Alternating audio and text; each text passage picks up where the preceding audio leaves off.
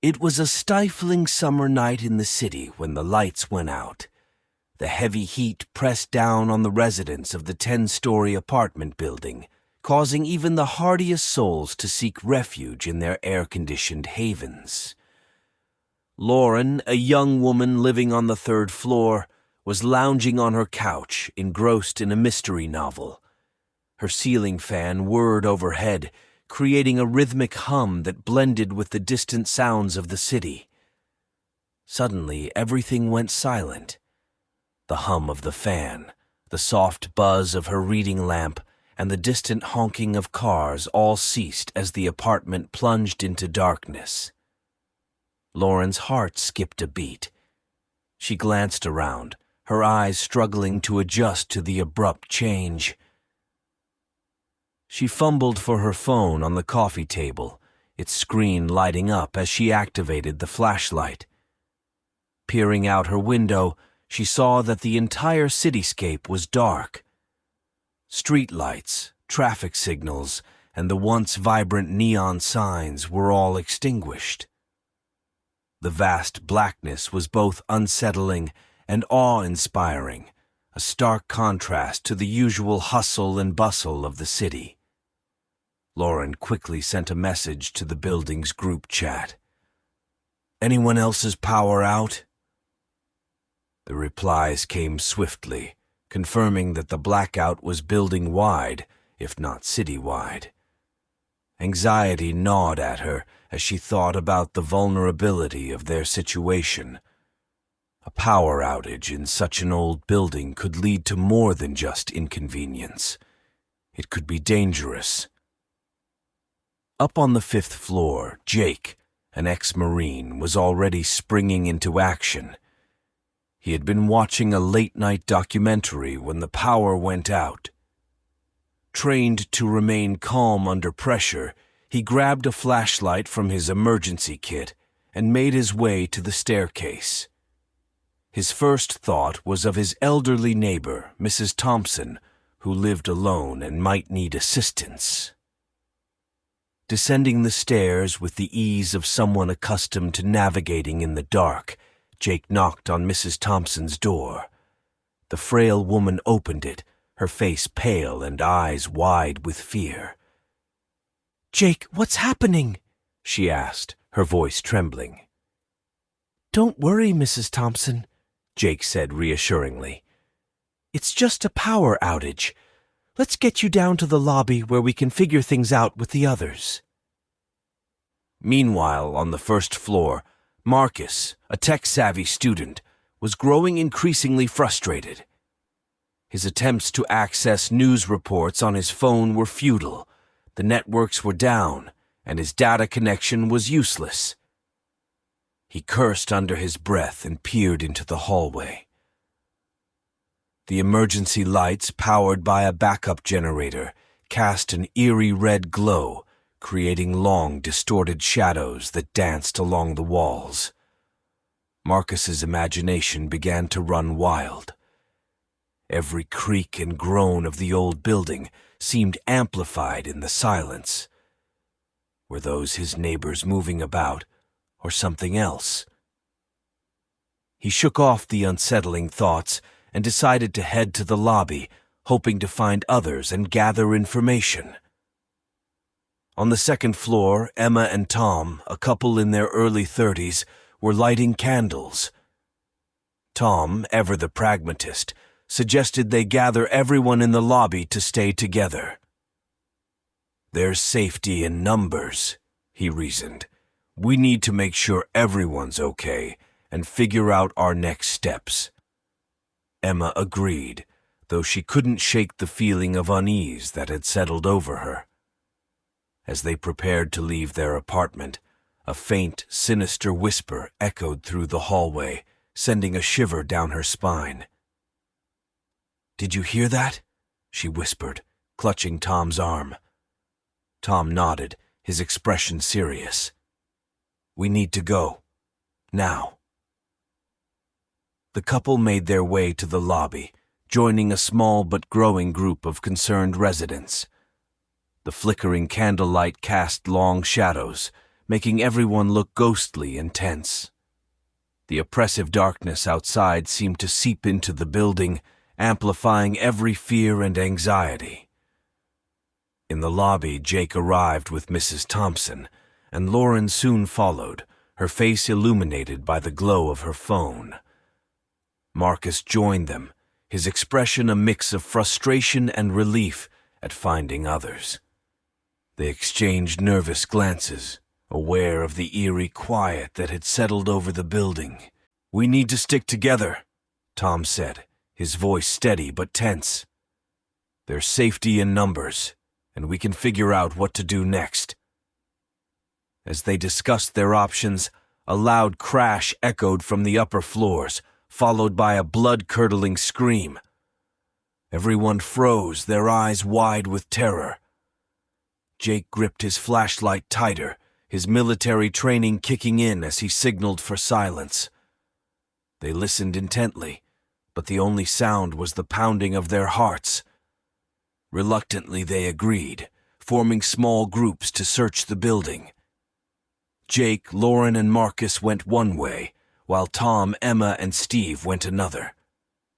Mrs. Thompson and a few others stayed in the lobby, watching the flickering candlelight and praying for the power to return. As they ventured into the darkness, each step echoing ominously, the sense of dread deepened. They had no idea what awaited them in the shadows, but they knew they had to face it together. With cautious steps, Lauren descended the stairs, her phone's flashlight guiding her way through the pitch-black corridor. Each step echoed ominously, heightening the eerie atmosphere. She encountered Jake on the 4th floor, who was helping Mrs. Thompson down the stairs. The elderly woman clutched his arm, her frail body trembling. "Jake," Lauren called softly, her voice a mere whisper in the silence. "Is Mrs. Thompson okay?" "She's scared, but she'll be all right," Jake replied, his voice steady and reassuring. "We need to get everyone to the lobby and figure out what's going on." They continued down the stairs together, the oppressive darkness seeming to close in around them. When they finally reached the lobby, they found Emma and Tom already there, along with a few other residents who had ventured out of their apartments. Candles flickered, casting long, dancing shadows on the walls, their dim light doing little to dispel the sense of unease. Lauren took a moment to look around the lobby. It was usually a lively space, filled with the comings and goings of the building's residents. Tonight, it felt like a tomb, silent and foreboding. The residents huddled together, their faces illuminated by the warm, unsteady glow of the candles. There was a mixture of fear and confusion in their eyes. Marcus arrived shortly after, his frustration evident. He was still unable to get any news updates on his phone. "Networks are down," he said, shaking his head. "We're completely cut off." Jake nodded, his expression serious. "We need to stay together. There's safety in numbers. Let's figure out what we know." As they began discussing their options, a loud crash echoed from the upper floors, followed by a blood-curdling scream. The sound was so sudden and so horrifying that it froze everyone in place. Eyes widened in terror, and a collective gasp filled the room. Jake grabbed a makeshift weapon, a heavy metal candlestick, and signaled for silence. They listened intently, but the only sound was the pounding of their hearts. "What was that? Is someone hurt?" Lauren asked, her voice shaking. Before anyone could answer, the scream was followed by the sound of hurried footsteps descending the stairs. Moments later, a young man named Steve stumbled into the lobby, panting and wide-eyed with fear. His clothes were disheveled, and his face was a mask of panic. "There's someone, or something, up there," he gasped. "It got Angela. She was right behind me, and then she just disappeared." Panic rippled through the group. Whispers of fear and confusion spread like wildfire. Jake's calm, authoritative voice cut through the chaos. "We need to stay calm and move together. Let's check the other apartments for more people and bring them here." Reluctantly, the residents agreed. Jake organized them into small groups to search the building. He, Lauren, and Marcus formed one group, while Tom, Emma, and Steve formed another.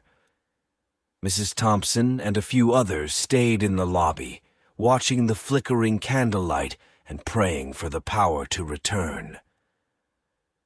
Jake's group started on the lower floors, methodically knocking on doors and calling out to their neighbors. They found a few more residents huddled in their apartments, scared and unsure of what to do. Each new person they brought to the lobby added to the sense of urgency and fear. The whispered rumors of something sinister lurking in the dark spread quickly, heightening the tension. While moving through the fourth floor, Lauren thought she heard faint whispering behind one of the doors. She gestured to Jake and Marcus, and they cautiously approached. When they opened the door, they found a distraught woman, Lisa, holding a knife and muttering to herself. "It's in the dark," Lisa whispered, her eyes darting around the room. "It comes when the lights go out. We have to stay in the light." Jake gently took the knife from her and reassured her that they were there to help.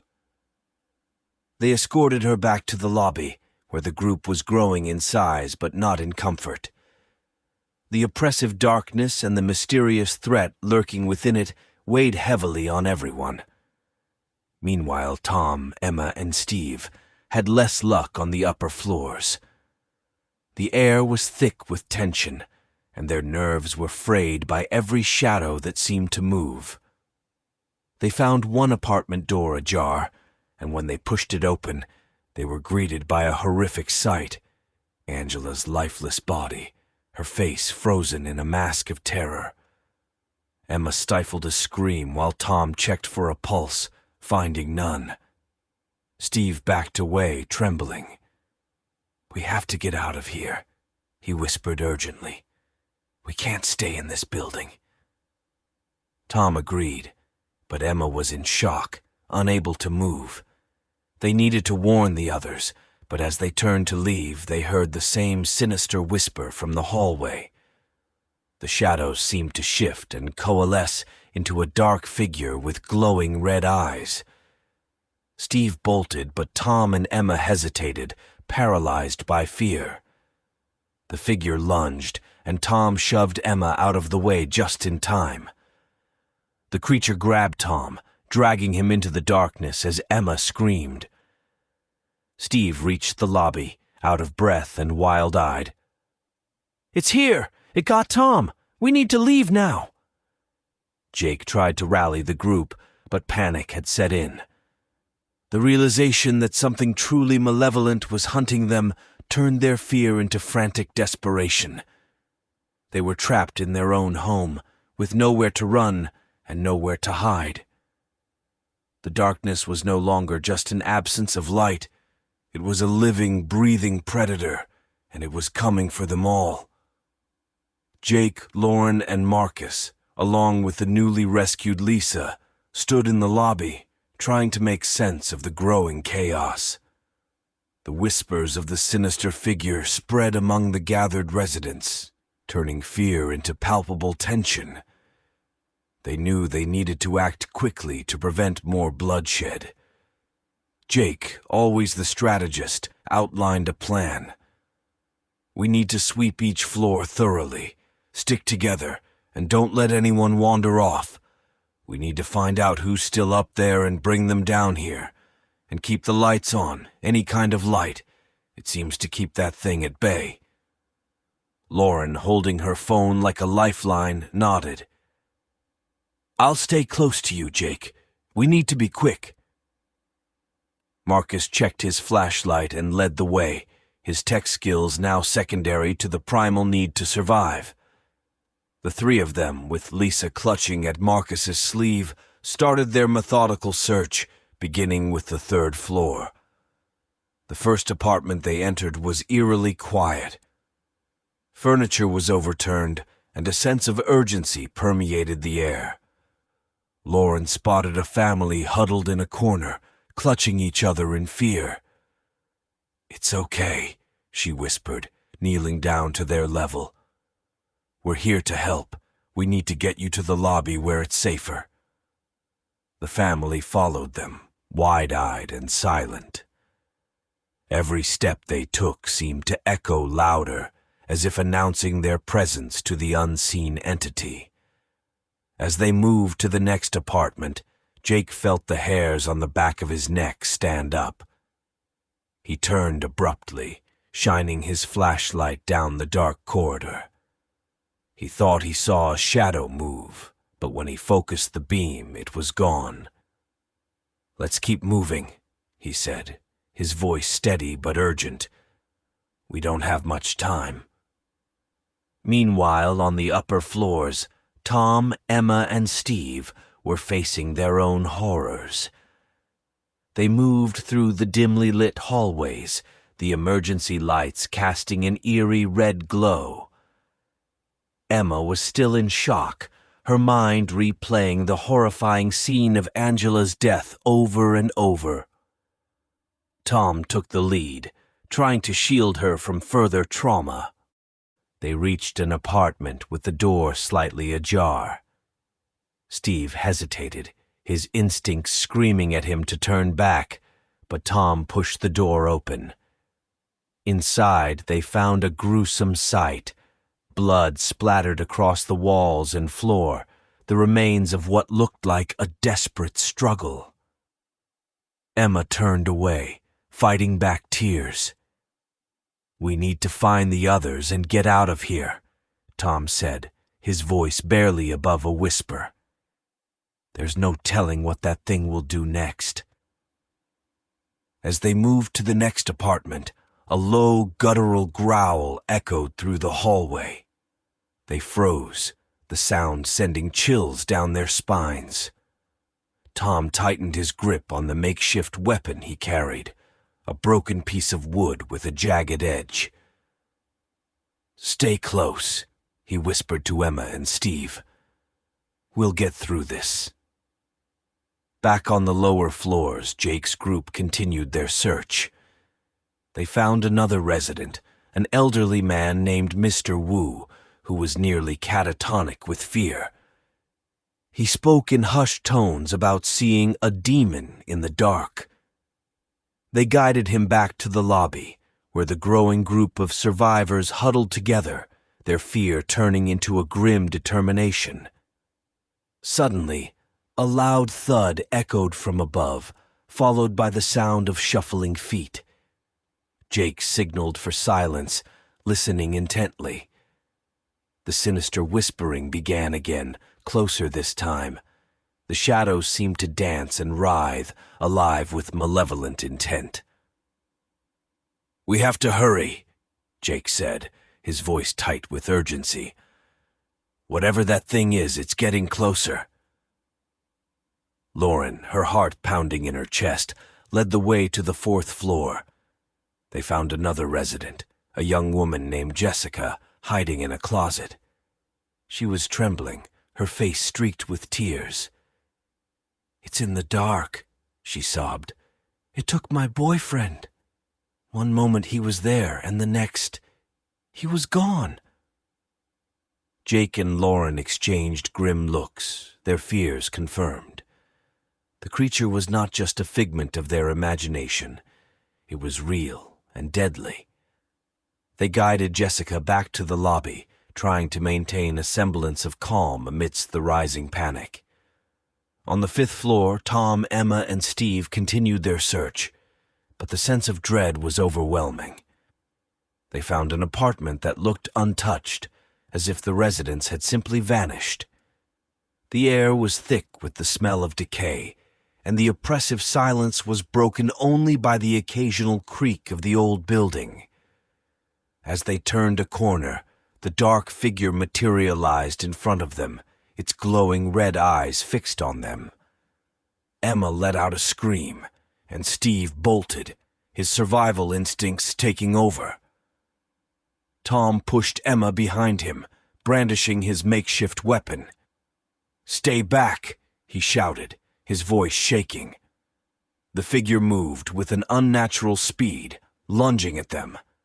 Tom swung the piece of wood, but it passed through the creature as if it were made of smoke. The entity grabbed Tom, dragging him into the darkness as Emma screamed, the sound echoing through the building. Steve reached the lobby, out of breath and wild-eyed. "It's here! It got Tom! We need to leave now!" Panic erupted among the residents, their fear turning into frantic desperation. Jake tried to rally them, but the realization that something truly malevolent was hunting them made it nearly impossible. They were trapped, and the darkness was closing in. Every shadow seemed to hold a threat, every whisper a promise of death. The oppressive silence was shattered by their desperate cries, and the realization set in that they might not all make it out alive. The lobby was now a maelstrom of fear and panic. Residents old and young huddled together, casting nervous glances at every flickering shadow. The oppressive darkness outside seemed to press against the building, a tangible force of malevolence. Jake, his face a mask of determination, stood at the center, trying to impose order on the chaos. "Everyone, listen up!" he shouted over the din. "We need to stay calm and stick together. We're safer as a group." Emma, still reeling from Tom's abduction, clung to Lauren, her eyes wide with terror. Lauren, though equally scared, forced herself to stay composed. "Jake's right," she said, her voice steady. "We need to make a plan." Jake took a deep breath, formulating a strategy. "We need to find a way out of this building. The stairs might be too dangerous. Marcus, is there any way we can use the fire escape?" Marcus, whose tech skills were now secondary to his survival instincts, nodded. "The fire escape should be accessible from the 3rd floor. We just need to make sure it's clear." "All right," Jake said. "We'll split into 2 groups. One group will head to the 3rd floor to check the fire escape. The other will stay here and protect everyone." Lauren stepped forward. "I'll go with you, Jake. We need to move fast." Emma, though terrified, found a spark of courage. "I'll stay here and help keep everyone calm." With the plan set, Jake, Lauren, and Marcus made their way to the 3rd floor, flashlights piercing the darkness. The building was eerily silent, the oppressive quiet broken only by their footsteps. They reached the 3rd floor landing and found the door to the fire escape. Marcus tried the handle, but it was stuck. "Damn it!" he cursed, putting all his weight into it. Finally, with a loud screech, the door gave way, revealing the rusted metal structure of the fire escape. Marcus shone his flashlight down, checking for stability. "It looks stable enough," he said. "We should be able to get everyone down safely." A sudden noise from behind made them all turn. A shadowy figure emerged from the darkness, its glowing red eyes fixed on them.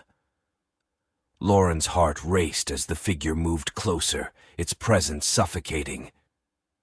"Run!" Jake shouted, grabbing Lauren's arm and pulling her towards the fire escape. Marcus followed, but the creature was fast, moving with an unnatural speed. They scrambled onto the fire escape, the metal groaning under their weight. As they descended, the creature lunged, narrowly missing Marcus. They reached the second floor, where they found another exit leading into the building. "We need to warn the others," Lauren gasped, her chest heaving. They re-entered the building, making their way back to the lobby. The sight that greeted them was one of chaos and despair. The remaining residents were in a frenzy, their fear palpable. Emma was doing her best to keep them calm, but the strain was evident on her face. "We found the fire escape," Jake announced, his voice cutting through the panic. "It's clear, but we need to move now." Before anyone could respond, the sinister whispering began again, louder this time. The shadows seemed to come alive, twisting and writhing. The creature materialized at the edge of the lobby, its red eyes glowing with malevolent intent. Jake, wielding his makeshift weapon, positioned himself between the creature and the group. "Go, everyone, get to the fire escape!" The residents began to move, their fear spurring them into action. Emma, leading the way, guided Mrs. Thompson and Mr. Wu towards the stairs. Lauren and Marcus brought up the rear, making sure no one was left behind. As the group reached the third floor, the creature struck. It moved with lightning speed, grabbing one of the residents, a young man named David, and dragging him into the darkness. His screams echoed through the building, sending waves of terror through the group. "Keep moving!" Jake shouted, his voice desperate. "We can't stop now!" They reached the fire escape, and one by one the residents began to descend. The metal structure groaned under the weight, but it held firm. Emma and Lauren helped Mrs. Thompson navigate the rickety steps, while Marcus kept an eye out for the creature. Jake, bringing up the rear, turned to face the darkness. The creature emerged again, its form barely discernible in the shadows. Jake knew they couldn't outrun it forever. He needed to buy them more time. "Go, I'll hold it off," he shouted. Lauren's eyes widened in horror. "Jake, no, you can't!" "Just go," Jake insisted. "Get everyone out of here." With tears streaming down her face, Lauren turned and continued down the fire escape. Jake stood his ground, his heart pounding. The creature lunged, and he swung his makeshift weapon with all his strength. The impact did little to deter the entity, but it bought the group precious seconds. As the last of the residents reached the ground, Lauren and Emma turned back, watching in horror as the creature closed in on Jake. He fought valiantly, but it was clear he was outmatched. The creature's red eyes glowed brighter, and with a final terrible lunge, it enveloped Jake in darkness. His scream echoed through the alley, sending a shiver down the spines of the survivors. Lauren and Emma, holding each other for support, led the group away from the building. They moved as quickly as they could, driven by the horror of what they had witnessed. They reached the street, where emergency lights from distant buildings cast a dim glow. The city was still in blackout, and the silence was eerie. Lauren, her face streaked with tears, looked back at the building. The darkness seemed to pulse, as if alive with malevolent energy. "We have to keep moving," Emma said, her voice trembling but resolute. "We can't stop now." The survivors pressed on, their steps echoing in the empty streets. They didn't know where they were going or what awaited them in the darkness, but they knew they had to stay together. The memory of Jake's sacrifice burned in their minds, a reminder of the horrors they had escaped. As they disappeared into the night, the building stood silent, its secrets hidden in the shadows. The creature, its hunger sated for now, retreated into the darkness, waiting for the next unfortunate souls to stumble into its domain. The city, shrouded in darkness, held its breath, and the survivor's journey had only just begun.